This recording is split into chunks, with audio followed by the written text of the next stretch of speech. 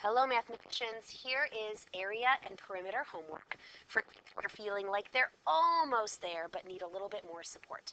Number one, find the perimeter and area of the following gray polygon.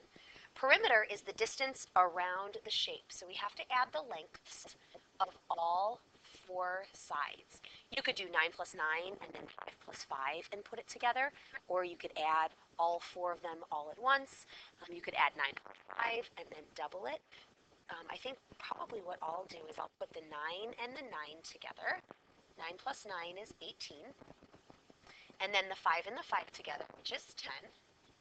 Add it all together, and we get 28. So the perimeter is 28. And we're thinking plane perimeter because it's just adding lengths together. Area, we're going to do length times width. If there were tiny little squares in here, 9 across the top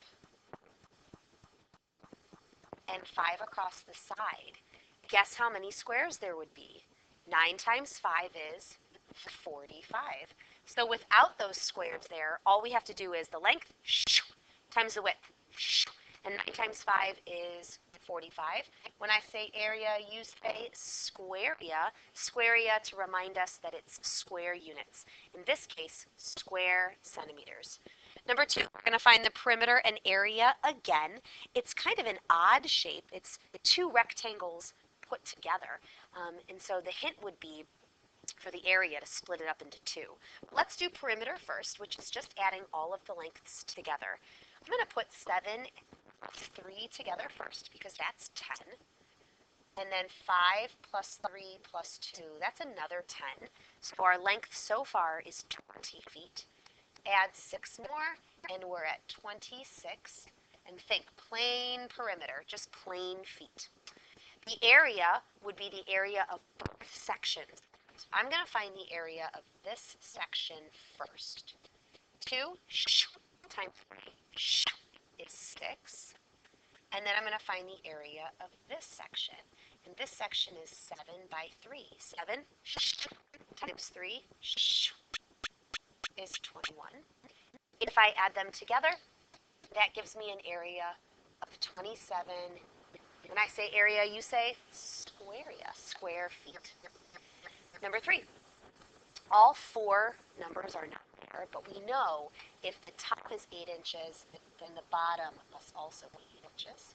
If the left is 5 inches, then the right must also be 5 inches. So the perimeter, again, is the lengths all added together. 8 plus 8 is 16. 5 plus 5 is 10, giving us a total perimeter of 26 plain inches. So don't forget to add all the sides together.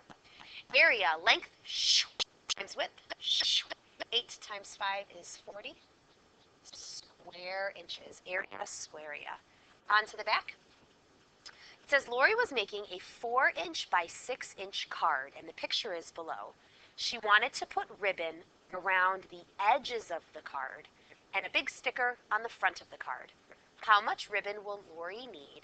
How big of a sticker could fit on the card? So we have two questions. The ribbon part is the perimeter, and the sticker part is the area. So the first question is, how much ribbon? We need to do 6 plus 4 plus 6 plus 4.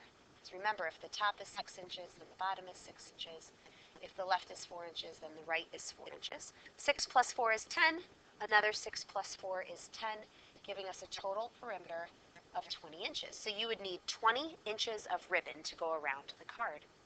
How big of a sticker? That would be the area. 6 inches times 4 inches is 24 square inches. So you could put a 24 square inch sticker on the front. Number 5, Kelly was building a play fort. The east wall of the fort was 8 feet by 6 feet. Kelly cut 2 windows into it that were 2 feet by 2 feet. How much of the wall is not a window? So we're basically finding the area of that gray section. So you need to find the area of the whole wall, and then we'll subtract the windows, and that will leave us with just the gray part. So the first part, and it's just finding the area. Okay, so in this one we're not doing perimeter, we're just doing area. So we're going to do 8 times 6.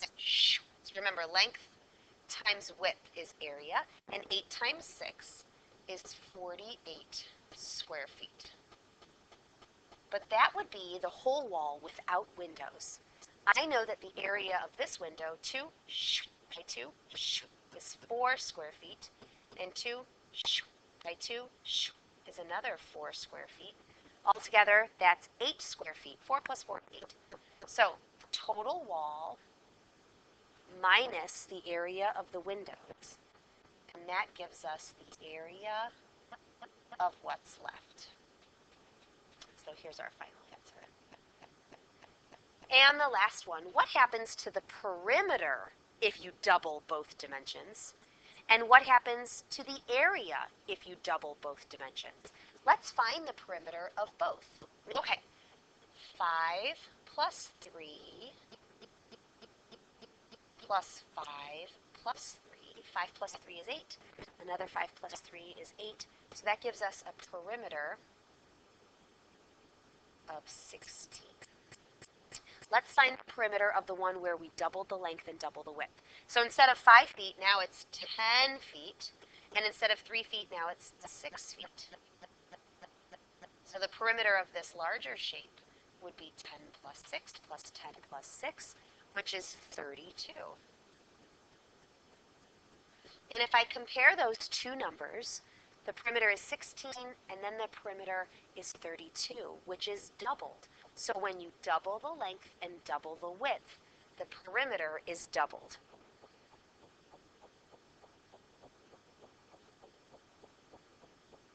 You could also say you multiply by 2. That would be a good answer as well. And then what happens to the area? Remember, the area is the space inside. And we're going to do length times width. 5 times 3 is 15 square feet.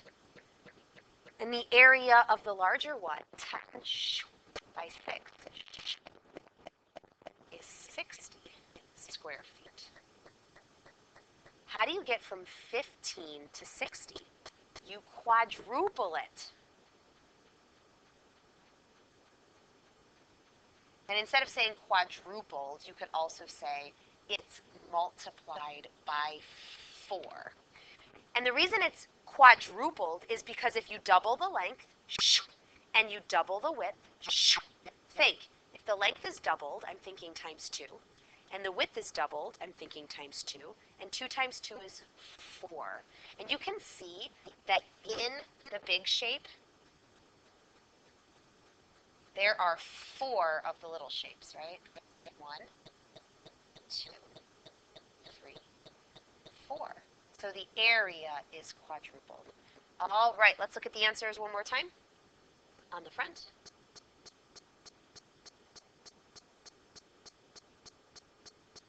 And on the back.